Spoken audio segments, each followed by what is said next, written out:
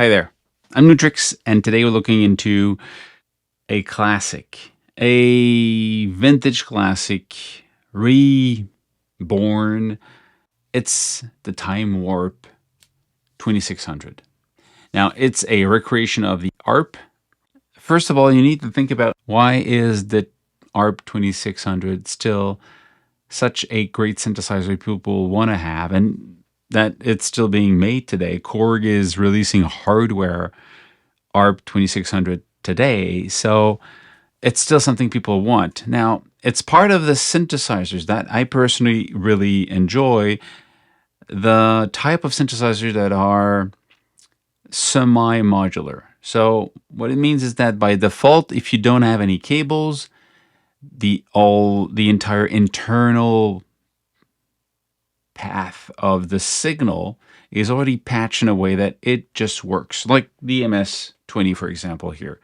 It's all patched in, it works the way you want normally. And then if you patch stuff around, you're going to break the internal connection and recreate new ones, and it becomes more of a modular synthesizer. That's what the ARP 2600 is. It's a modular synth hidden inside a single box instead of being modules. So when you look at this, all of these sections on the screen of the device are basically different modules. It's powerful. It could be a little bit difficult sometimes because you go, okay, what is this module about if you're not comfortable with the concept of modular? But honestly, if you want to start modular or get your toe wet with modular synthesis, something like the ARP 2600. Of course, the hardware is, even the new re-release one, are really costly if you compare it to a software, of course. And you might not be ready to shell out the amount of dollars for it. Of course, the used market can be interesting, but you could just start with something like this. The Timewarp 2600 has the whole options here of having, the classic stuff. 2600, it really is a cool one. So let's actually go into what it does, but I'll start right away with the different modules, what they do. So you have at the top here, you've got the preamp. I would look at this as bringing something from the outside into this. These are 3 different modules into one module. You've got the preamp, you've got envelope follower, you have ring modulation where you combine 2. You've got VCO 1 and 2 by default. But if you don't want this, you can patch different sound right into this. You can take the output of the VCF, put it here. Your choice, Then you have here the VCO 1, VCO 2, VCO 3. They're basically the same outside of the fact that the second one and the third one have a pulse width control here, which you don't have on the first one.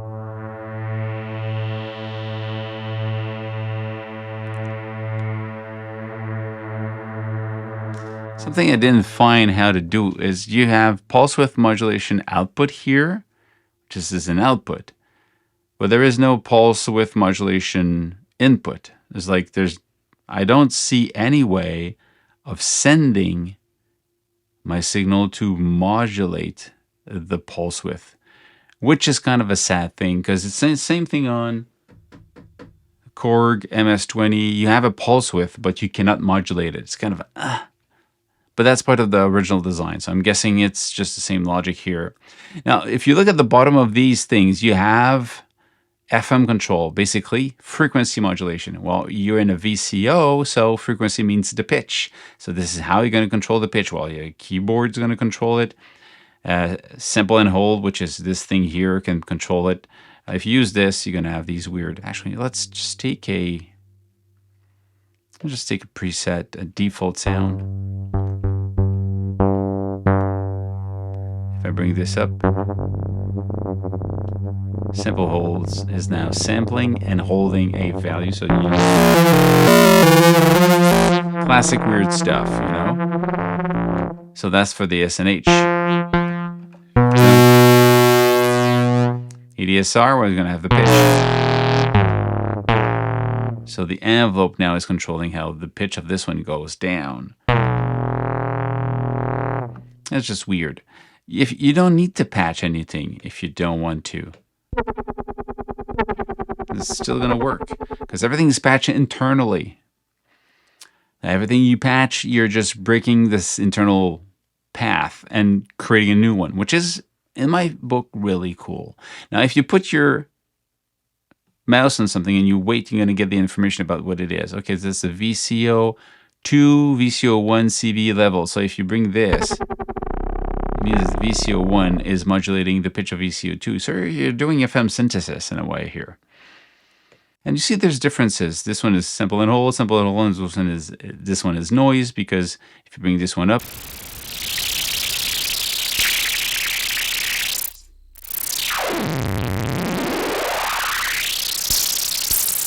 so weird stuff if you want to, that already without patching new things in it.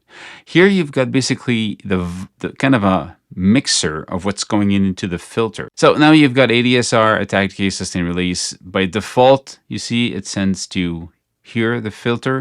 It can be sent to the pitch, to the pitch, to the pitch. It can be sent here to the volume. So by default, it's the volume that is used here. So you only have one. You can also have the output and send it somewhere else if you want to. You can also trigger it at different moment if you want to. There's an attack and release envelope that you can use. So attack release envelope. So you've got two. You've got the ADSR and you've got the attack release one. You can also start it manually.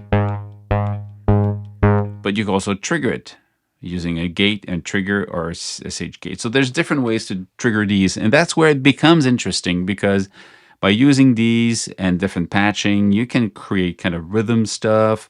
And if you follow the envelope follower, it can become really interesting at that point. VCA, different sources of sound that's going into the VCA. So by default, VCF, the filter output, the ring modulation, and control over this, you can control by attack release or attack decay release, attack decay sustain release. And if you want to send other things, you would just take whatever you want, let's say this one, and send it straight into this, and you bypass the filter, and you have the sound straight into the VCA. So it all is a question of how you want to patch it. The output of this then can go here. You see, if you don't touch anything, you have VCF and VCA into the final mixer. So you bring up the VCA. In this case, you only have this one. And this one goes into the padding, left and right, okay? You've got two outputs and two inputs. So you could actually also take a sound. Let's say I'm going to take this sine, and I'm going to take my sine waves straight into the left, and the saw into the right.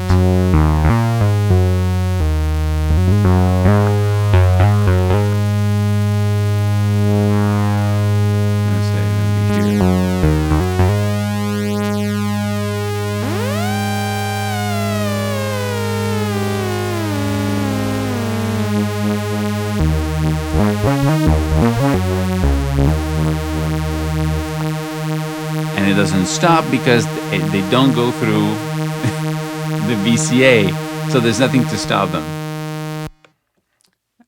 But then you can create drones with this, so it becomes, if you look at this, it's a modular synth, but it's already patched for you. So if you don't want to go into drone world and all that stuff, you can just use this. You have a reverb here.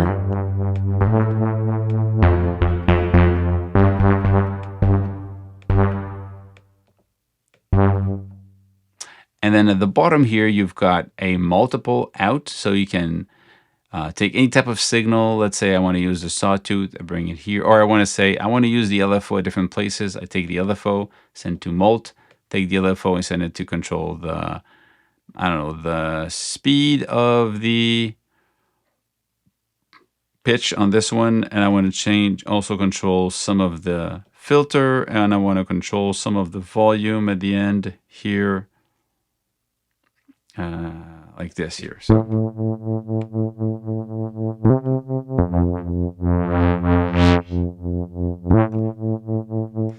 that same LFO is copied 3 times and sent to 3 different destinations if I want to also change the pitch.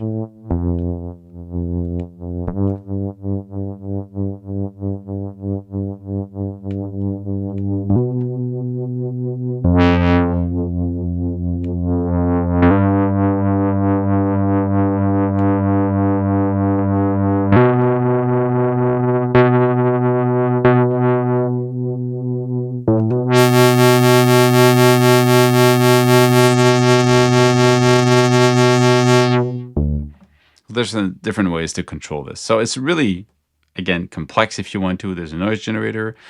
Now you get the voltage processors. Now they're a little bit more weird and fun. If you get a signal here, you can then invert it. Envelope follower is here by default, and you have the lag time. So it's how much the envelope follower will be following tightly or more loose if you want. How much is going to be kind of waiting. And this will change by default. I mean, you can repatch this into something else. Again, you can take the lag output and send it to controlling this. And now this doesn't do anything because I've got nothing into the envelope follower, but the logic is here. It means also you can take something else like a square wave that is very slow, like a LFO square like this, and send it into the envelope follower. The lag processor is short. You see, it's kind of taking time. It rounds up the movement of the square that is supposed to be very tight. And then you got it rounded. But then it could be anything. Any other signal can be rounded here.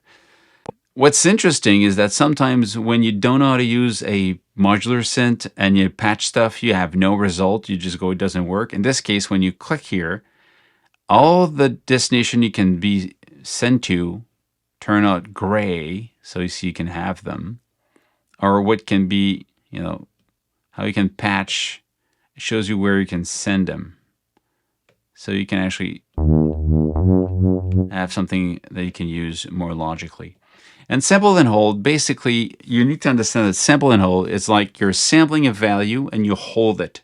So whatever you send to it is going to basically chop it into moment of static value from a chaotic source or a variant source, and it's going to beep, pop, boop, beep, pop, so it becomes weird by default. Depending on what you put it in, but it's kind of a step LFO if you want. Well, that's a cool thing also. So that's in a nutshell. That's what it is. Now, if we want to dive into something more advanced, one of the reasons why the 2600 is interesting, like a lot of early analog semi-modular one, is you have an envelope follower. The envelope follower is really interesting when you combine with the input, meaning this is a software, so you need to kind of figure out a way to send signal into it. But hardware was easy to just take a guitar, go into a preamp, and then send the output into the envelope follower. And then you could use the guitar playing to trigger the envelope that would then control something else. That's your choice. So it becomes a totally different beast in that case.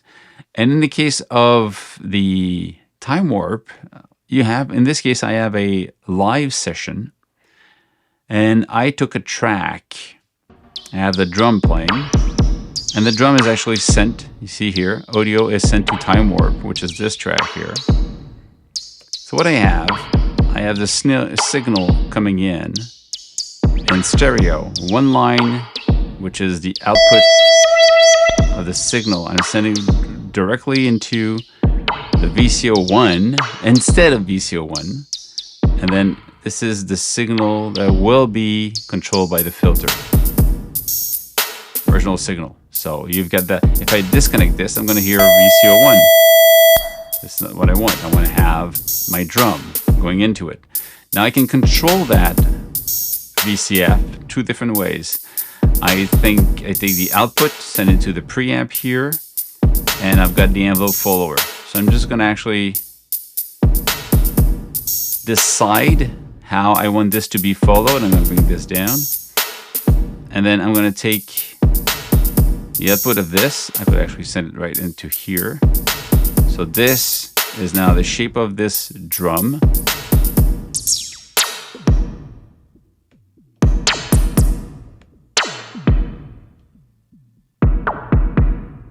So every time there's a kick or any type of sound, the volume, it's not the pitch, the volume, because the envelope follower is following the voltage coming in, that shape is sent through the signal as a control voltage to change.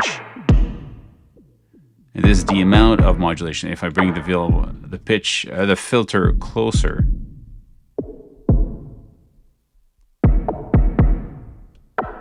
but I also could say, well, I'm not going to use this. I'm going to actually send this to the envelope here. There's an envelope here. I'm going to send it to the gate of the envelope. And take the envelope output is going to be sent to this. So now,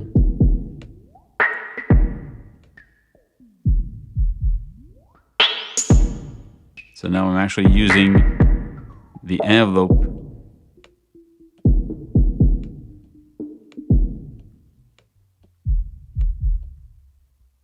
because now the ADSR here is actually this.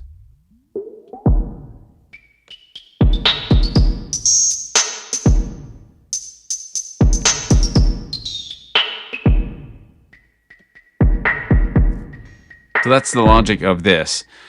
And then you can open up everything else. Now I'm also going to the filter. I could say, well, I want to change also with the LFO. So the LFO could say, I have some LFO going here.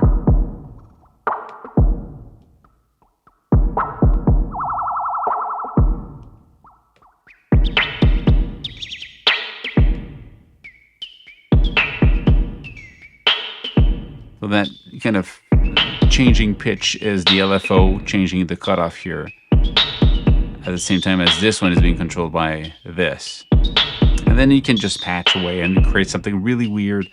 So it could be drums, could be guitar, could be voice, could be anything. But then what you do with it is, you know, be creative.